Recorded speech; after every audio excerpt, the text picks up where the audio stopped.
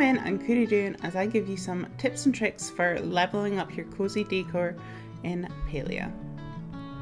So if you're anything like me, Palia has completely consumed your life since the beta has been released. And for me, I've been loving playing around with the different decor options in this game. So in today's video, I'm going to share 10 tips and tricks to help you create a much more cozy Palian home. But before we quickly jump into those, I'm going to give you a quick 30-second rundown of some of the tutorial level things you need to know before you start decorating. When placing items, use Q or E to rotate them, press Z to switch off the grid and clutter to your heart's content. You can place wallpaper on exterior walls as well as your interior ones. Flooring and wallpapers only need to be purchased the once and you can use them as many times as you like. Crafting an item will allow you to unlock another DIY from that same furniture set. So now that we've got that out of the way, let's get on to the reason you're here, the real juicy stuff. So everyone knows that you can get the makeshift furniture from fishing, but did you know you might also get some items from Zeki's Lucky Coins? These can be anything from more makeshift items to the most adorable little plushies, as well as the brand new furniture set that we got in the most recent update. So make sure to log on every single day, purchase something even if it's just a single bag of worms, and see what you might get from that lucky coin. On the note of Zeki, do not forget about his black market.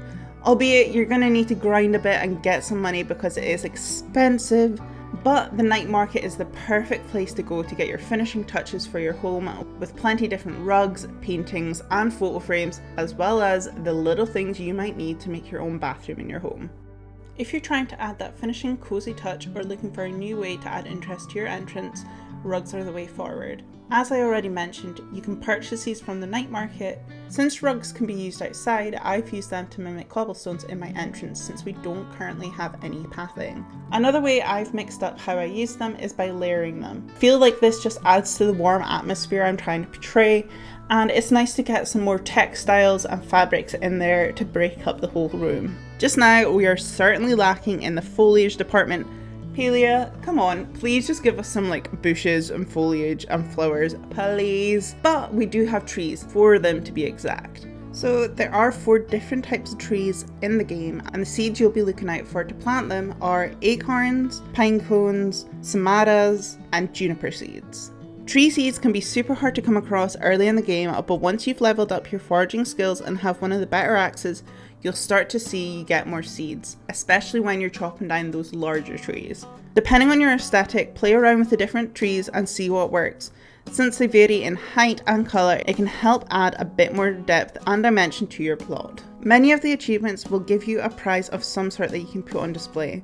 A lot of these are trophy styled items, but they will still help fill out the space in your home, but some notable prizes that aren't trophies include the wall hangs for hunting each of the magical chappas and sunaks, the basket display item from collecting all the different forageable items, reaching certain levels of bug catching and fishing to receive display items for each. Plus, I have to mention the level 4 gifts from each of the NPCs. Some of these are absolutely stunning. Just like in real life, different light sources will have a different effect and overall light power on its surroundings. Things like candles and fireplaces will give off a warm light relative to the size of it, but lamps and some overhead lighting will give off a more white-based or even cool light. Then, when you mix in the different sizes, locations of the light, you'll start to notice how the light can affect either a small area or an entire room. Play around with your light sources to change the ambiance of the room.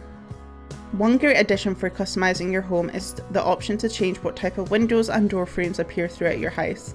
Added to the previous point of lighting, having a room with smaller or no windows, small door frames, will really increase that feeling of coziness and make it more nook-like.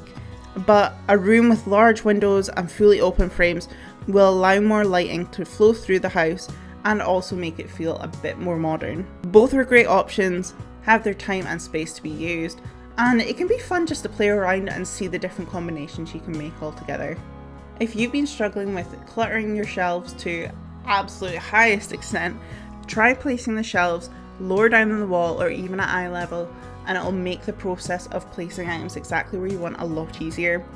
Or if you're struggling with something like a bookcase, use other items to give you a lift to the right height. And if you're trying to fill those lower shelves, you can also move the item to your front steps of the house, place your items while being stood on the grass and you'll get a bit more movement.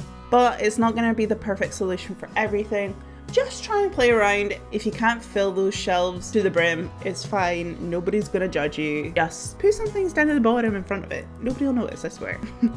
As I mentioned at the start of the video, you can rotate items so they fit exactly how you like. But did you know that this also works with some of the wall items too? For example, the Moonstruck wall decor normally hangs with the flowers facing heads down, but you can also rotate it so that they face sideways or even upwards. If you play around and rotate different items like photo frames, mirrors, etc., they can help give a bit more personality to your home and add a realistic touch, or lean into more that shabby, abandoned feeling. Whatever you're going for. For different sized and shaped rooms, try combining multiple rooms to create rectangular shaped rooms. In doing this, you can create longer but narrower rooms that, depending on your interior idea, might feel a bit more homely. For example, in this version of my kitchen, I have used a singular large room, but compared to this one, I have attached two medium rooms together. In doing this, I've lost some of the space in the middle, meaning more of the kitchen decor is visible from the doorway, but I've added a little bit more depth to the room to create a longer depth of view. Anyway, I hope you found some of these tips and tricks to leveling up your home in Palia helpful, and if you like these tips and tricks, make sure to like the video, comment down below what your favorite was, or even if you have another idea, I'd love to hear it. Until the next Palia video or stream, stay safe,